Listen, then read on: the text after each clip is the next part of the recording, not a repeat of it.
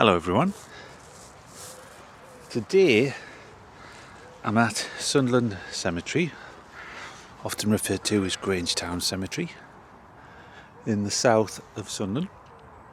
I've done a few videos here before, but it's such a large place you could do loads of videos in here. Generally, with the way the camera's pointing towards the two cemetery chapels, I've done a few videos over there and in that corner, but even then I've only ever looked at a few of the headstones. And if I just scan round how big this cemetery is, I don't think it's as big as Bishop Wearmouth or Mere Knowles, but it still covers a huge area. It's about must be half a mile up to Asda up there, and so on. There's loads of different old spots within here. So I've just come to this middle bit, which I've got a feeling might be either unconsecrated or a Catholic section. So I just parked up. I wasn't going to do a video, but I've just been to Lidl, so I thought I'd pop in on the way home. And that one's for a James Regan, so possibly Irish name. And the reason I think it might be Catholic or unconsecrated is another name here. Of your charity, pray for the soul of Rose McGreevy, who departed this life the 19th day of September 1860, aged 42 years. So I think this cemetery was 1855 or 57. Michael, husband of the above. So blessed are the dead which die in the Lord. Sometimes you can spot Catholic ones if you don't know that it's in the area just by some of the religiousness of it, like pray for the soul, that sort of stuff. And then there's another one here. I've never seen this one before, and all the times I've visited here. This is of your charity, pray for the soul of Anne, dearly beloved wife of C.F. Young, master mariner, who died with the blessings of Holy Church. Died on a Sunday, June the 24th, 1898, aged 45 years. And also their eldest son, Charles Frederick Young, who was a Passionist, now I've never heard of that word before, who died in minor orders at St Paul's College, Mount Argus, Dublin, on the 11th of October 1889, in his 20th year, fortified with all the rites of the Holy Church. So if anybody knows the Catholic stuff, will probably know what a Passionist is. I don't. Mind his orders, I'm just assuming that he'd started off in the priesthood with that.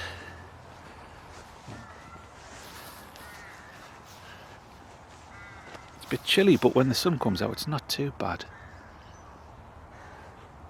Out of all the cemeteries in Sunderland, this is probably one of the worst to find something that most difficult to find a headstone, even with the grave number, compared to Bishop Wearmouth.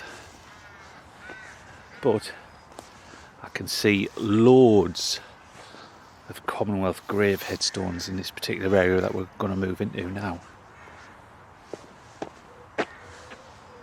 The cemetery even goes way down there. There's a few more recent burials in that section. That's where Denise Robertson's buried.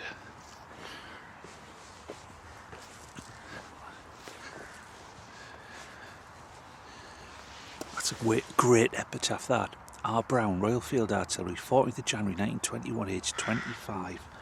Look at that epitaph. A soldier in time of peace, a hero in time of war, at rest. It's a great epitaph. That's all. So he was probably already in the army before the war. There was a lot of reservists and called up, but there's, I can see 1, 2, 3, 4, 5, 6, 7. Just in this section round here, there's about 20 Commonwealth grave ones. And that's R. Rooks, Durham Light Infantry, 21st of January 1920, aged 22. Also in memory of Private F. Rooks, 3rd East Yorkshire Regiment, who died the 1st of the 7th of 1916, aged 28. I think that was the first day of the sun, wasn't it, that date? So that's possibly mentions a brother there.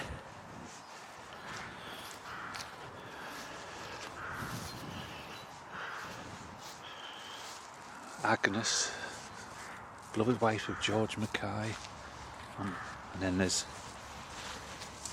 M. Doubleday, Highland Light Infantry, died 30th of November 1918, aged 26. I know there is a Catholic section just further up on the right, and that's Private A. Elliott, the Labour Corps, 8th of February 1919.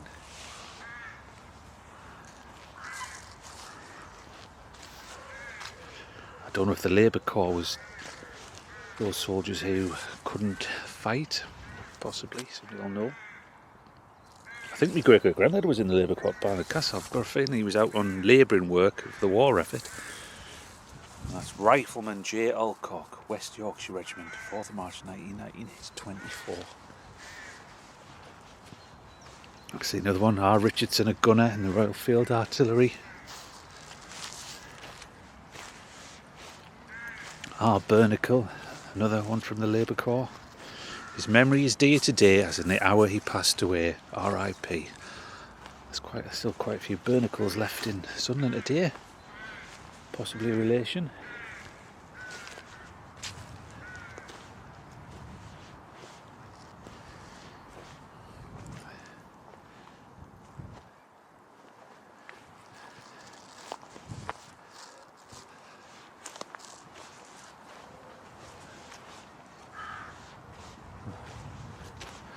He's Catholic, possibly. McQuaid. Very strong. Oh, I remember this one. I've seen this years ago, this one. This is in loving memory of Mary Ellen, beloved wife of John H. Plate. She died March the 2nd, 1857. Sorry, born March the 2nd, 1857, died July 9th, 1896. We meet again. If I remember, Mr. Plate was a Prussian or German who arrived here. I think he moved on after his wife died. As I always mention, lots of Prussians came to Sunderland. There's a Margaret Corcoran and Burke, very Irish.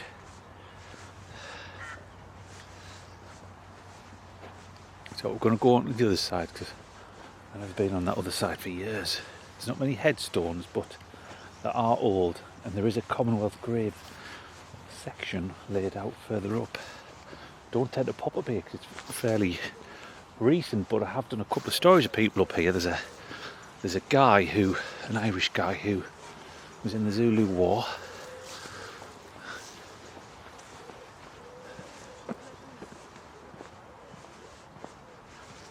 Much more spread out over this particular part.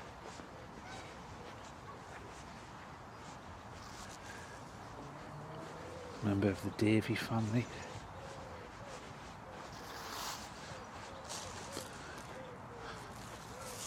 Not many headstones in this area.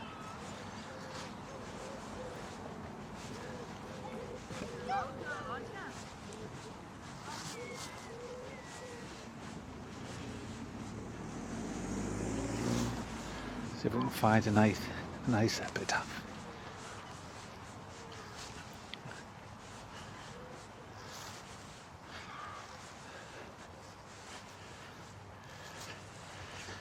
This is also mentioned to Margaret Franklin, wife of the above, who was interred at Sunderland Cemetery March the 13th, or 18th, 1884, it's 28 years. And there's a Lakeman. Sunderland is the one over Seaburn. And oh, here we have here. Oh, I forgot my torch. This is Thomas, the beloved husband of Dinah Cassop, not a common name, who died through injuries October the 1st, 1904, I think that could be. Aged 24 years, where the mourner weeping shed the secret tear, God his watch is keeping, through none else is near, erected by his wife. Also mentions a George Rooks there, possibly related to those other ones, not common him. So, who died through his injuries. Could be in one of the pits like Ryop or down the docks.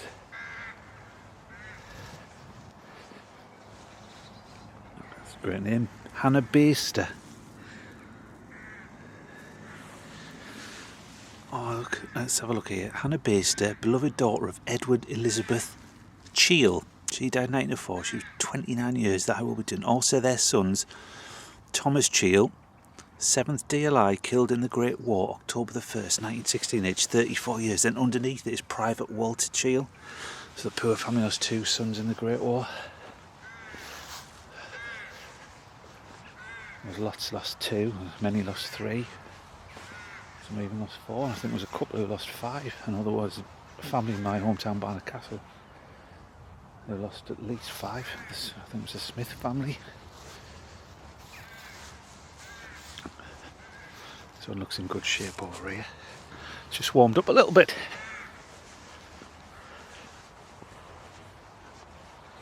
Hugh and Samuel Campbell.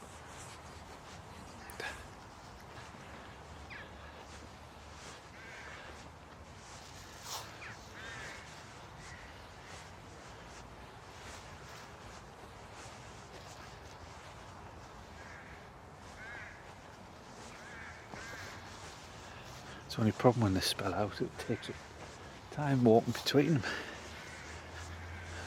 Bolton family, Mills, a hell of a lot more Commonwealth grave ones up here. See them in the distance, 20, 30 odd. Obviously some of them, not all of them, were from probably Sunderland. Some might be people who died at the local hospitals from injuries or after the war. I think it was up until about 1921, I think they allowed you to have one of these particular headstones. God, there's loads. I've never actually been across here before, so this is all new to me. As you can see, it's a bit, if you don't bring your car with you, it's a bit of a hike. Look how far I've come up from the 2 chapels. And that's Asda in the distance. Durham Light Infantry, Ian Park. I can't show you all of them, but some would have died of probably natural causes, accidents, crashes. That's a GE Rain, Engine Room Artificer, 2nd RN, HMTB Ariel, so Her Majesty's tugboat Ariel possibly. In his country's glory sought his own. Royal Field Artillery, Durham Light Infantry. And then we have WD Hull, East Yorkshire Regiment, 1919, aged 26. Lord God of hosts, be with us yet, lest we forget, lest we forget. And there's Northumberland Fusiliers, J-Race. Somebody's come along, and some people do that. They actually take the flowers which are just laid around the cemetery and go and put them on random people's graves.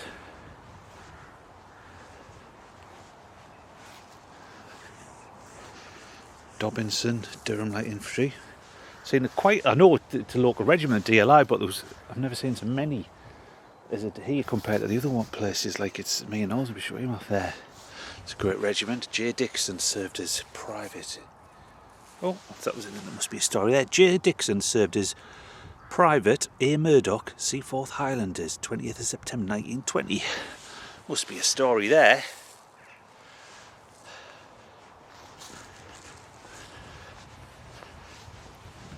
Stuart, if you're watching, there's one for you.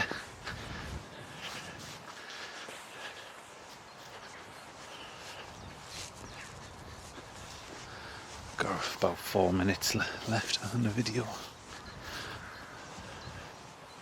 It's good exercise, this. The Steele family. Isabella Gettings, great surname. Beloved wife of Bartholomew Gettings, who died August the 19th, 1882, aged 62 years. Yeah, there's even old ones up here as well. I've never worked out which area was which in this place, because whereas at Bishop Weymouth you can sort of tell where the Catholic areas are, where the non-conformist and the Anglican ones are, and this one's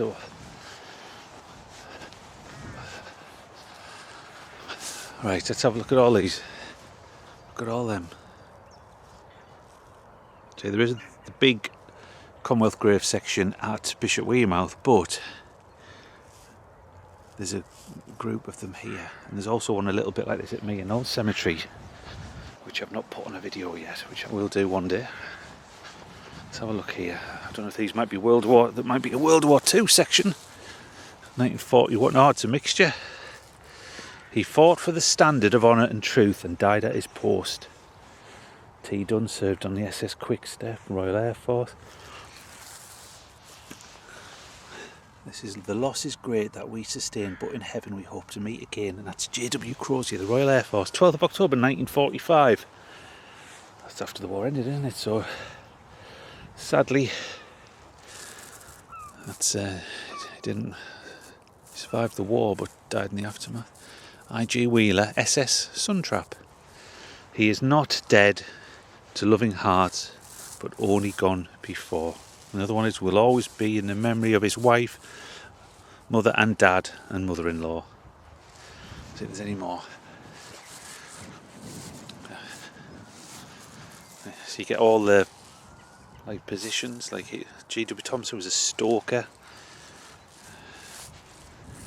Oh, this is a Marine. W.T. Springett, Royal Marine, HMS Calliope, died 21st of January 1941, age 42. Forever in our memory, sadly missed by all at home in Devon. J. Barker, remembered by his loving wife and family.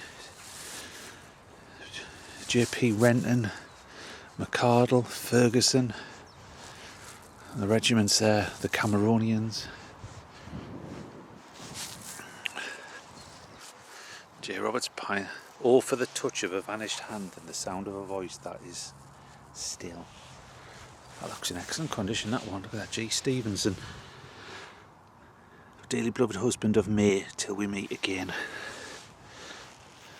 And then this one, that's just for a mother, Sarah Jane Parker, not the one of Sex and the City.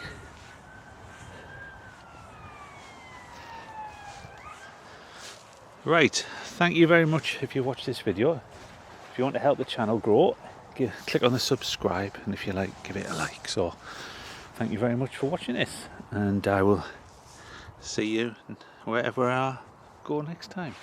Thanks for watching.